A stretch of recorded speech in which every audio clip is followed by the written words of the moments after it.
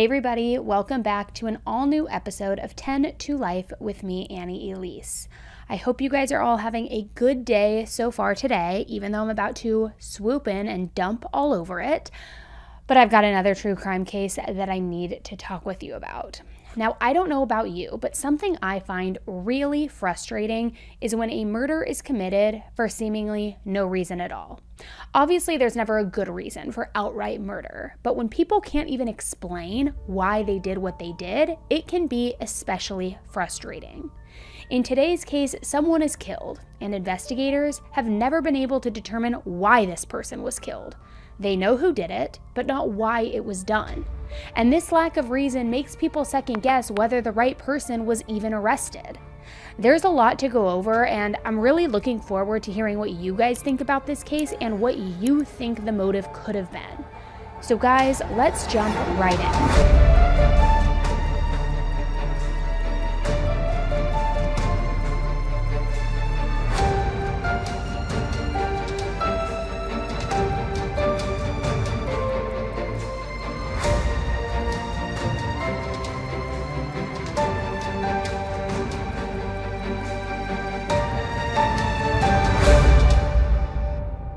Rosario Porto was born in July of 1969 to a very wealthy family in Spain. She grew up in the city of Santiago, and her father was a respected lawyer and an honorary consul of France, which is like a volunteer but an elite position where you help maintain the different relations between two countries. So in this case, it was Spain and France. Her mother was a highly regarded art history professor, and her parents were successful, wealthy, and happy, and Rosario lived a very comfortable childhood. If she wanted something, she basically got it. Now, Rosario attended multiple private schools during her childhood.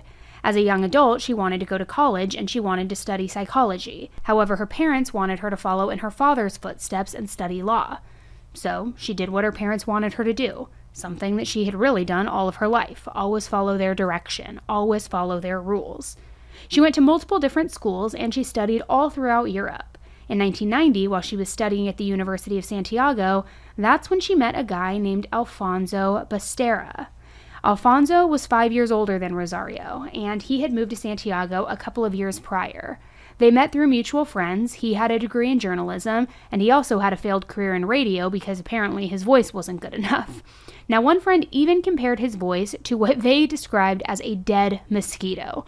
Brutal, harsh. He found success as a writer for a large newspaper in the area, and he was a much better match for Rosario than her previous partners. Because as I mentioned, Rosario usually did pretty much everything that her parents wanted her to do. And I say usually because before meeting Alfonso, she was dating a railroad worker, and much to her parents' disapproval at that. To them, he was just a blue-collar worker and was not good enough for their daughter, and it was a really, contentious point for them. So she ended up breaking up with him, and that's when she started dating Alfonso. So they were a good match, and they were a perfect example of opposites attract, because Rosario had this dark hair that was cut into a bob. She was very petite.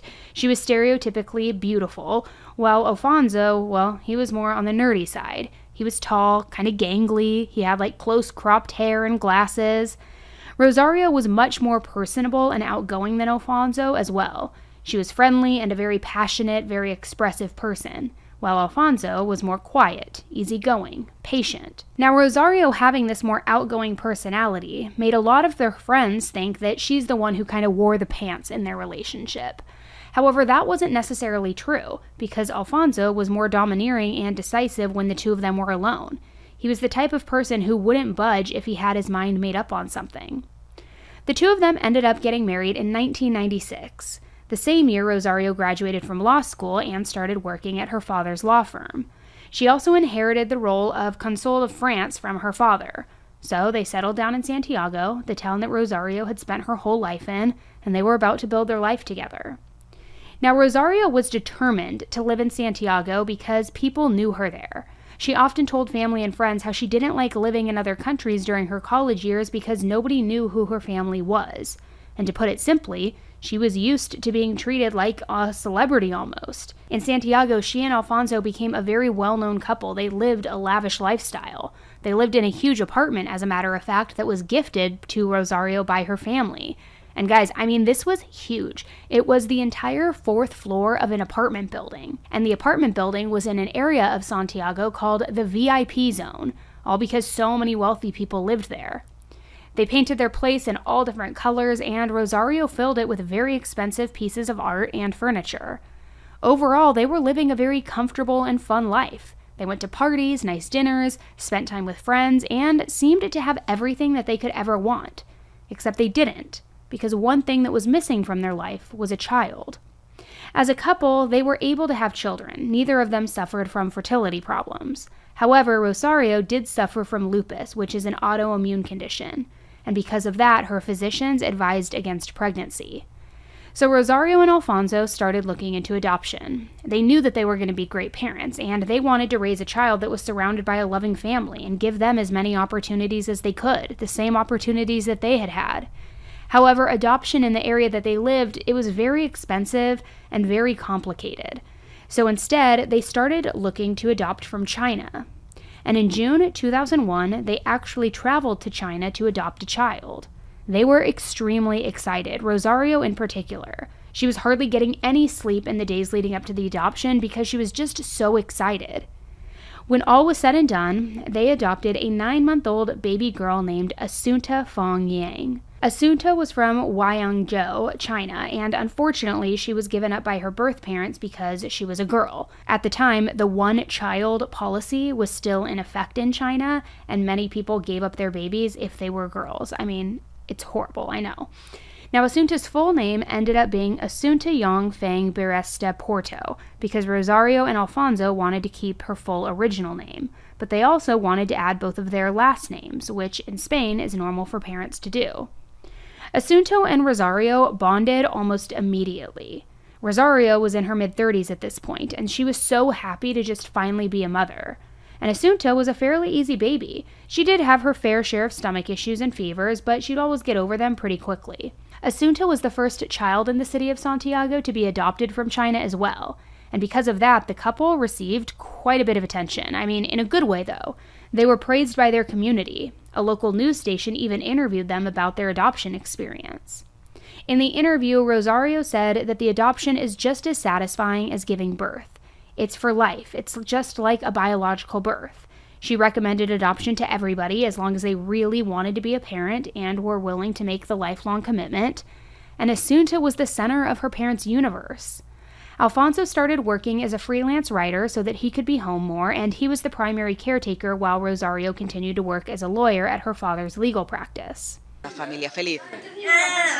A un padre, Alfonso Basterra, que juega con su hija. They made sure that Asunta always had the best of the best. She had her own private doctors, multiple tutors, went to the best schools. Many of the private schools that she went to were the same ones that Rosario attended as a child too. Asunta had private lessons in English, Chinese, and French. She already spoke 2 languages. She also attended German school, and on top of this, she had private lessons in ballet, violin, piano, the recorder, and even singing. I mean, ultra talented. Una virtuosa niña de 12 años capaz de tocar la pandereta, el violín, la flauta, el piano y cantar al mismo tiempo. Son las imágenes que muestran lo brillante. Asunta even skipped a grade by the time that she reached middle school. I mean, she was busy, and one time she even told her ballet teacher that she barely had any time to herself. She said that her Saturday schedule was as follows: 7 a.m. wake up, 8 to 10 a.m. Chinese lessons, 10:15 to 12:15 ballet lessons, French lessons after ballet, then lunch, then violin lessons, and then piano lessons. And like I said, this was just a normal Saturday for Asunta. Many people thought that Rosario and Alfonso were trying to create the perfect child, but Asunta herself said that she wanted to do all of these things. She was a happy kid. She was fairly shy with strangers, but she came out of her shell when she was at home, and she was actually a little bit of a tomboy. She always had preferred jeans over skirts and trucks over dolls. She was also very close with her grandparents, the one on Rosario's side. She loved her nanny, Carmen. Asunta loved to play all sorts of practical jokes on her family too, and she would prance around in the house in different dance costumes. I mean, just a truly happy girl. They seemed like the perfect family, which if you've been listening to this channel for a while, you would know that anybody who is ever described as a perfect family is hardly ever perfect. Rosario suffered from many mental health issues. In 2009, she had to spend a few nights in a private psychiatric hospital because she hadn't been doing very well. Rosario felt like she was never enough for her parents, and she always felt like she had to do more or prove herself. Her mind was racing all the time, and she said that she had begun to think about ending her own life because of this. While she was at the psychiatric hospital, Rosario told her psychiatrist that taking care of Asunta had started to become a lot. She said that Asunta was a bother, and that she got irritated with her often. In 2011, Rosario started thinking about sending Asunta away to a private school in London. She thought that maybe it would be a great opportunity for Asunta to be more challenged in school, to improve her English, and honestly get the experience of a lifetime. But it was a little bit strange that she felt that way, because Rosario had done something similar when she was a teenager, and she hadn't enjoyed that experience at all. She spent some time going to school in England, and she hated it. And it was because, like I mentioned, Rosario didn't like living in places where people didn't know who she was, or, better yet, who her family was. She felt like she didn't get the special treatment that she deserved at these schools. Yet she wanted Asunta to go to these same schools. It was strange. However, the plans ended up falling through.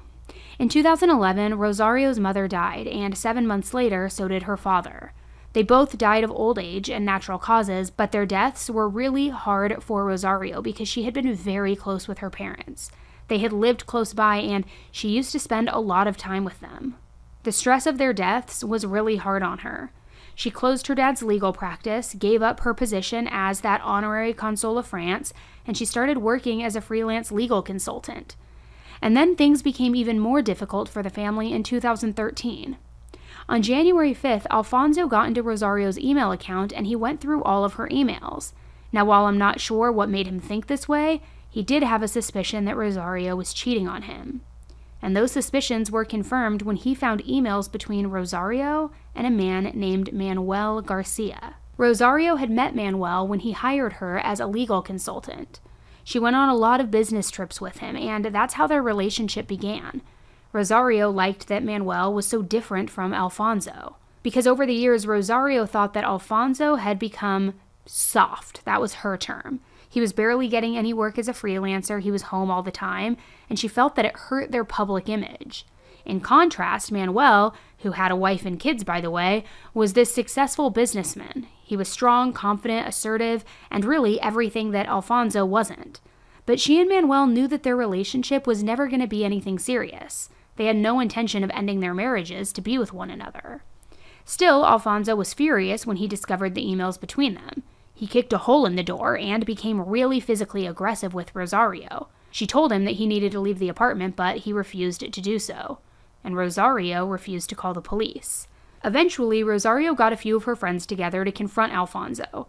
They made her feel more confident approaching him, so she had packed up all of his things for him, gave him a bunch of money to convince him to leave, and he eventually did after 3 days, and he went to go live with his family. But Alfonso wouldn't leave Rosario alone. He just kept bombarding her with emails. And like I said earlier, Alfonso had been the primary caregiver and homemaker. He knew all the home maintenance things that needed to be done, what meals to cook for Asunta, the bills that needed to be paid, things like that. Rosario was completely out of her element when it came to those things. She had always worked full-time.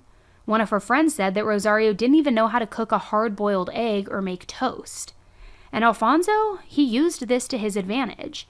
He knew that Rosario would get really stressed out having to work full-time and be the full-time caregiver. So he would send her email after email, just reminding her of everything that needed to be done around the house. In one of these emails, he wrote, "I'm writing you this email to give you a bit more work, just in case you don't already have enough. Various things. In the meat drawer, there is a piece of pork that Lisa brought. Put it in the freezer. There are also some vegetables. Get Carmen to wash them. Remember to call Sabella on the 20th to take Asunta for her vaccination on the 24th. You'll have to take her again on the 24th of June, but that will be the last one. On the magnet in the hall, there is an invitation for Asunta to go skating this month. Don't forget that the ice rink is open until 3 in February. As for Carmen's invoices, it's very easy. Go to her file, get the most recent one and a blank copy, and fill it in with the data on the other one. As you run out of the blank copies, do photocopies. And if the gardeners want to prepare a bonfire, all you have to do is call the town council of Tio and ask them for the regional government telephone for bonfire permits. You can do it all by phone. It's very easy. All they ask you, apart from the personal details, is what parish you belong to. I'm leaving on Saturday morning. Don't bother sending me any emails because one of these days I'm going to cancel this account. Even though it might sound pathetic, and I suppose even more humiliating for me, my only purpose in life was to look after you and grow old at your side. Sorry, but it's not easy for me to stop loving you. So this was just one part of one of the emails that he sent to her, and he did this constantly. However, just a month after finding out about the affair, the divorce was finalized. Alfonso was still having a very hard time dealing with it too, and he sent Rosario even more and more emails. He demanded money from her, a car, even said that he was going to quit his freelance job and make her give him money every single month. He had gotten used to living this lavish life with Rosario, and he felt like now his social status was ruined. So in another email he wrote, "I have tons of dignity and I don't know if others can say the same. So after being forced to sign a divorce contract in just a few hours when I still don't really know why things had to turn out like that, and after being thrown out of the house that I lived in for years as if I had this plague, after losing my job and finding out that my wife had been cheating on me for several months, telling me all kinds of lies right to my face, and after not being able to see my daughter, you might understand how I feel, although I doubt it." So Rosario, who usually ignored all of his emails, replied with, "Alfonso, I'm not going to argue with you. I'm very tired. If you want to believe me, fine. If not, it would hurt me. I can't deny it, but there's nothing else I can do. I know it bothers you, but I do want to thank you for your help in reminding me about the unavoidable things that I could forget about. And if you let me, I'm going to ask you something. Understand my pain, accept my apologies, and please don't get angry about these words. As for the things you have asked me to send you, no problem, but give me a couple of days to get organized." Then, in a different email to a friend, Rosario wrote, "I am now a divorced woman, and I have been since February 14th, 2013. I think it was the quickest divorce in the history of the world. I applied on January 14th, and the sentence came out on February 14th. Sensations, vertigo and lightness, although more than anything else, relief. Alfonso still hasn't gotten it. He goes from playing the victim to being aggressive. It's exhausting. Asunta took it all very naturally and is showing a really good attitude to the new situation. The truth is that Alfonso is doing things really well so far as Asunta is concerned, and that helps a lot, so we have to give him his due. I am still seeing Manuel. March 14th is his birthday. It was the first anniversary of our clandestine relationship, and for the occasion, this presumably tough guy chose Agadir to celebrate, the place where it all started. I imagine a business trip was his alibi with his family. We were together from the 12th to the 22nd. So Asunta really was seeming to take their divorce pretty well. There isn't much information about how she truly felt during this time, but her dad ended up getting a small apartment near her and her mom so that she could see them both and maintain as much normalcy as possible. Asunta could easily walk between the two apartments and equally split her time between both parents, and Alfonso and Rosario tried to get along as best as they could for Asunta's sake. The one thing that they had in common was that they wanted the best for her. However, in June of 2013, Rosario was hospitalized. She had become overwhelmed after the divorce, and her mental health rapidly deteriorated. Her depression was the worst that it had ever been. Her depression was so bad that she could barely function. She was constantly dizzy, had a difficult time walking, her eyes were always drooping, so she stayed in the hospital until early July 2013. Rosario knew that she couldn't do everything alone. Alfonso had come to see her at the hospital, and they made a deal with each other. Alfonso would be the primary caregiver and homemaker again, all as long as Rosario agreed to cut off her relationship with Manuel. And they agreed. Alfonso kept his own apartment, but he spent most of the time with Rosario and Asunta. He and Rosario weren't back together necessarily, he just took care of her, Asunta, and the house. However, things with Asunta got really weird after her mom left the hospital. She was tired and extremely lethargic, constantly.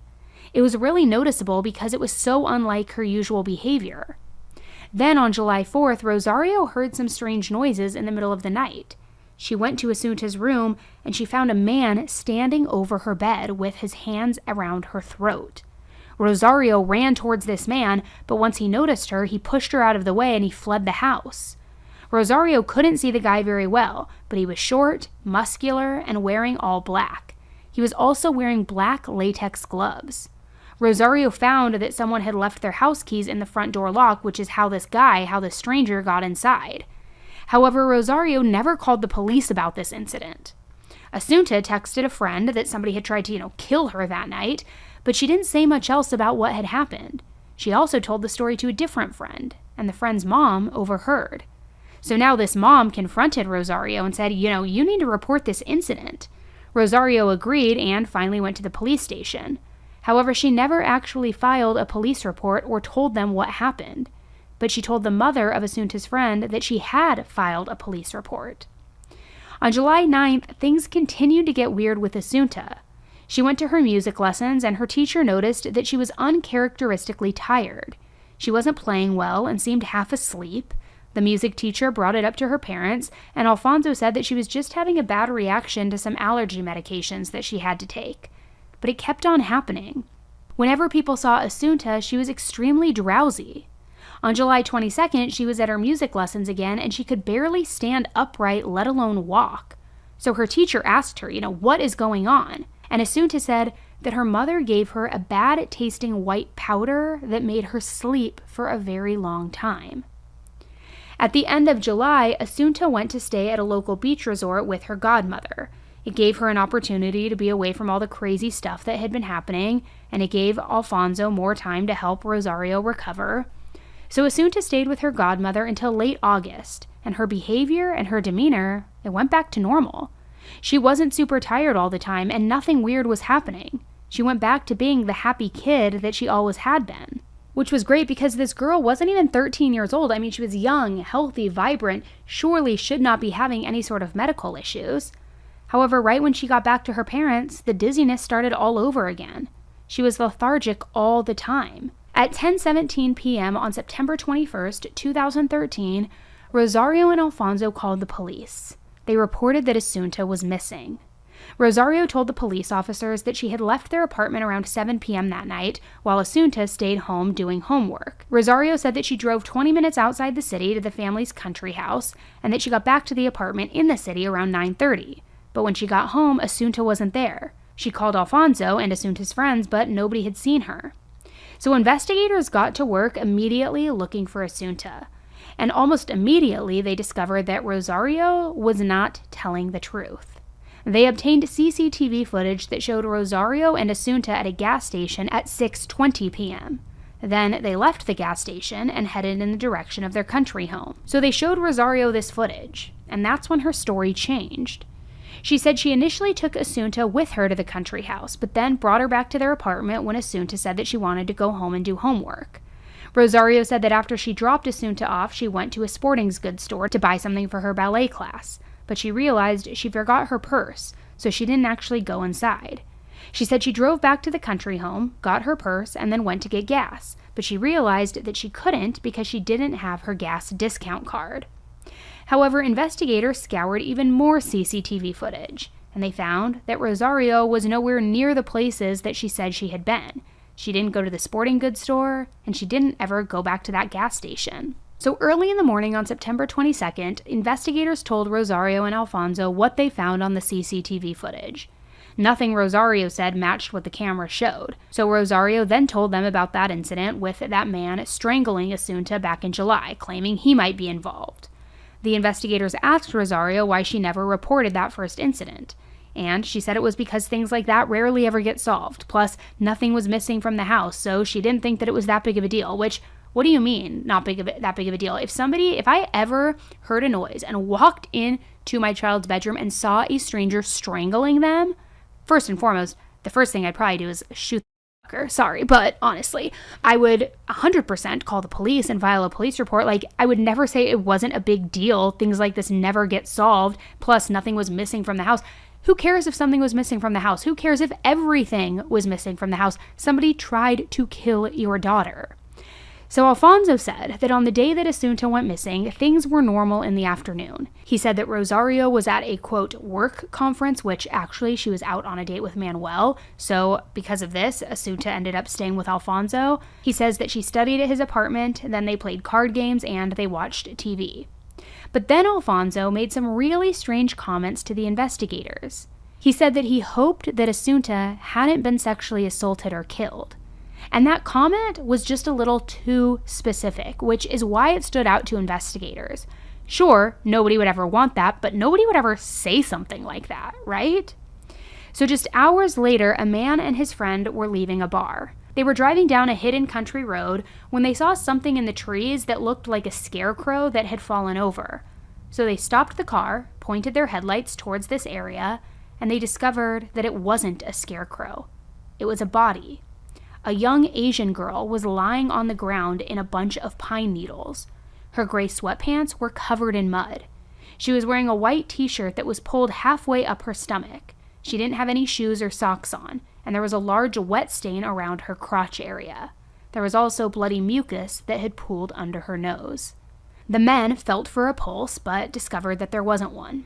So they called the police. When the police arrived, they immediately knew that this was Asunta. There were very, very few Asian people who lived in this area, and she was one of the only ones who had also been reported as missing. Plus, she looked just like these pictures of Asunta that her parents had provided. There was very little evidence found around the body, though. There were no fingerprints or fibers. However, there was some orange twine that was next to her body. Based on marks around her wrists and ankles, they assumed that this twine was used to bind her arms and legs. After her body was found, police started calling the investigation Operation Water Lily, because apparently when Asunta's body was found, the moon was still out, and the way that the moonlight was shining on her white t-shirt made her look like this floating flower that was floating just above the ground. Alfonso, Rosario, and everybody close to the family was just distraught, devastated. Asunta was such a happy girl with such a bright future ahead of her. Who would ever want to do something like this to her? Rosario's apartment and the country house had been momentarily blocked off so that the police could go in and investigate and see if there was any sort of evidence of somebody breaking into either home. At one point, investigators brought Rosario back to the country home, although it's unclear why. Once they were there, the investigators told Rosario not to touch anything, but she said that she needed to use the bathroom, so they did let her inside. She was taking a little longer than what seemed necessary, so the investigators went in to find her. And they found Rosario in an upstairs bedroom pulling something out of the trash. And it ended up being a large piece of orange twine. It looked just like the twine that was found near Asunta's body, although the investigators were never able to determine whether or not this twine came from the same roll. Still, it was obviously really suspicious. On top of that, investigators found a couple of poems that Asunta wrote about her mother. Rosario had said, remember, she had had this great relationship with Asunta. But these poems, they prove the opposite. One of them went like this. My mother is greedy, but she is not pretty. She is short, but she is not nice. She sings horrible. She cooks with only salt. She eats worse, drinks better, has little flexibility, but is old. Doesn't know how to talk, but knows how to scold. Knows how to yell, but not to ramble. In another poem that Asunta wrote, it seemed to imply that her mother had a drug problem. It read, her smile as brilliant as the sun, her mouth deep and beautiful. She loved the light green and white cabbage, and also bright white cocaine. There was so much love in my heart that I could hear my restless wrist tremble. Yesterday she laughed and cried, but it was just a single, short, dry tear. That beautiful slim figure wanted to cure her addiction to cocaine. I insisted on this with her, and she did it. As a reward, I painted a portrait of her, and in the end, she happily accepted it. Investigators then discovered text messages that Asunta had sent to her friends during that period where she was always dizzy and drowsy, and in one of these messages, she had sent a friend saying, I'm nervous. Today, they intend to kill me. They also discovered numerous messages from Asunta to Rosario where Asunta was complaining about being really tired. Investigators had already interviewed Asunta's music teachers, and they made similar comments about Asunta being very tired since that June. On September 24th, a large funeral was held for Asunta. There were a lot of people in attendance. However, Rosario was acting a little strange, too strange, almost too dramatic. Now, obviously, a parent is going to be incredibly upset when their child dies. But Rosario was crying, flailing herself around, falling to the floor, and it just seemed performative. None of her actions seemed genuine. Rosario also had one of Manuel's friends guard the door to the area where the viewing for Asunta's body was taking place. She made this friend act like a bodyguard, and he had to ask Rosario's permission to let people in the room. And she refused most people from seeing Asunta, only letting in some family and friends. Then things took a turn at this funeral, and things got even more weird. Police arrived, and to everybody's shock, they arrested Rosario. They arrested her for the murder of her daughter, Asunta. And the very next day, Alfonso was arrested as well. Both had told stories about the day of Asunta's disappearance that didn't match up with any of the CCTV footage. On top of that, their stories changed multiple times, and both of their phones were coincidentally turned off on the day that Asunta went missing, so the investigators weren't able to track their exact whereabouts. But to make matters worse, an autopsy was done, and it was discovered that Asunta had in fact been heavily drugged. She had 9 times the normal amount of Ativan in her system. And Ativan is a very powerful anti-anxiety drug, and it was found in her blood, urine, and hair. Hair actually holds evidence of drugs the longest, and the medical examiner found that the first 3 centimeters of Asunta's hair had traces of Ativan. Now, hair grows about 1 centimeter each month, so if the first 3 centimeters of her hair had traces of Ativan, investigators could safely assume that Asunta had been drugged with this for about 3 months. And coincidentally, that lined up with when people started noticing Asunta acting tired and drowsy all the time. It also lined up with when Rosario left that mental facility in early July, and when she left, she was given a prescription for Ativan. So as her caretaker, Alfonso had filled these prescriptions for Rosario and brought them to her. But the investigators discovered that he had gotten the drug from many places, not just the pharmacy. In the past 10 weeks, Alfonso had obtained over 175 pills of Ativan. Some he got through Rosario's prescription, some he got illegally, and others he obtained by lying to his own physician and getting a prescription for himself. And Asunta had been complaining to friends and teachers about her parents giving her some gross powder, some gross white powder to be exact, so it was all lining up. The police started to assume that they did drug her. They ground up the pills into a powder, and they had been force-feeding her to take it for the past 3 months, and they gave her so much that she suffocated to death. So now the police had a manner and cause of death, but they still didn't know what would make them do something so horrible, especially to their own daughter. After they were both arrested, Rosario and Alfonso were placed in cells near each other. Now, the investigators did this on purpose, and what they did when they did it is they set up a recording device near the cells. They hoped that the two of them would talk, and they hoped that they would reveal more information about what had happened. They never said anything that directly implicated themselves, but there were a few strange comments. First, detectives noticed that Alfonso was a lot more belligerent than he was made out to be. Alfonso was always considered the calm one in the relationship, but in the clips, he frequently yelled at Rosario, telling her to be quiet. At one point, Rosario said to him, "Look what trouble your overheated imagination got us into," and Alfonso told her to shut up. Investigators initially thought that Rosario was the mastermind behind everything, but seeing how Alfonso behaved the way he did, it made them think otherwise. Now at this point, as I'm sure you can imagine, the media was going crazy reporting about this story. Unfortunately, the investigation was pretty sloppy and information was being leaked constantly, and because of that, a lot of rumors began to spread. At one point, it was reported that Asunta's white t-shirt had semen stains on it. So this spread the rumor that Asunta was sexually harmed. However, it was discovered that her shirt had been contaminated in the evidence room, so she wasn't actually hurt in this way. But the media didn't let this go. Police later obtained Alfonso's computer, which magically showed up at his apartment after investigators had already looked for it, and they found a lot of strange things. He had saved thousands of sexually explicit pictures and videos, and all of these pictures were Asian women specifically. He was also friends with many Asian women on Facebook, all whom posted these sexual pictures of themselves.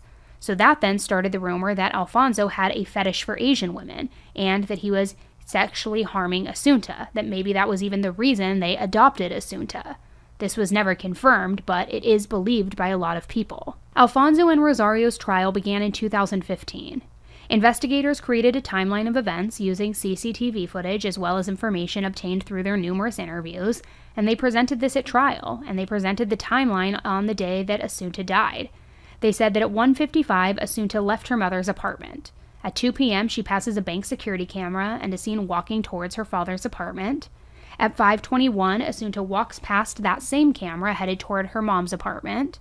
At 6:12, Rosario is seen on camera entering her apartment garage. 6:22, Rosario is seen driving toward the country house. Asunta is in the passenger seat. 6:35, the alarm at the country house is turned off. Then the forensic team estimates that Asunta died between 7 and 8 p.m. At 8:53 p.m., the country house alarm is turned back on, and a neighbor sees Rosario enter her car but does not see Asunta. At 9 p.m., Alfonso is seen on that bank camera walking back and forth, and he passes the camera 9 times. Then at 10:31 p.m., Alfonso and Rosario report Asunta missing, and at 1:30 a.m., Asunta's body is found. Both Rosario and Alfonso were both found guilty of Asunta's murder. They were each sentenced to 18 years in prison. Alfonso will be released in 2033, but Rosario's time in prison, it actually ended sooner, because she attempted to end her life in February of 2017. She had taken a lot of sleeping pills and she was found unconscious. It turns out that she had been admitted to a mental facility and was secretly accumulating all these pills. She attempted again in November of 2018 because she tried hanging herself in the prison showers. However, another inmate appeared and saved her. In March of 2020, Rosario was transferred to another prison and she was put on self-harm watch. But she ended her own life months later in November of 2020, this time by hanging herself from a window with bed sheets. There are also people who don't truly believe that Rosario and Alfonso did it. I mean, the evidence against them is mostly circumstantial, and Alfonso still maintains his innocence. A motive for the crime was never really established either. Most think that Rosario and Alfonso just didn't want a child anymore.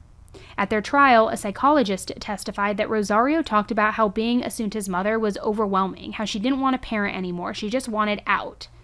In fact, when the couple was younger, they expressed no desire to have kids.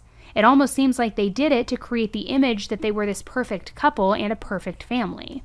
Others believe that Alfonso was sexually hurting Asunta because he had a fetish for Asian women. They believe that he would purposefully drug her, then he would inflict the harm on her. Some say that he accidentally drugged her too much and that's what caused her to die.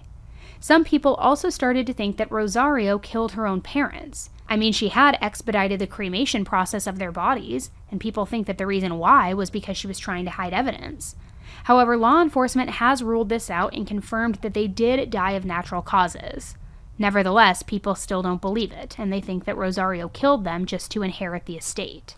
Now, whatever you think, this case took Spain by storm. People made documentaries about what happened, and Netflix Spain even recently released a limited series about it. Alfonso actually sent a documentary producer a letter from jail which read, "When I regain my freedom, I have the firm intention of disappearing. No one will hear from me again.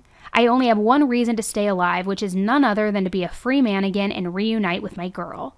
I've thought about how and where to end it. I just don't know when. But everything comes eventually." To me, this case just seems unfinished. I can't imagine why these parents did what they did. They were so involved in her life, always trying to do what was best for her. So what happened? Do you think they just got tired of having a kid? After all the work that they did to adopt and raise her, I mean, does that even make sense? Was one of them more responsible for what happened than the other, or do you think that somebody else did it? I'm interested to hear your thoughts because this case is heavily debated. Leave your comments below and let me know what you guys think, and thank you so much, as always, for hearing her story today. Until the next one, stay safe. Bye.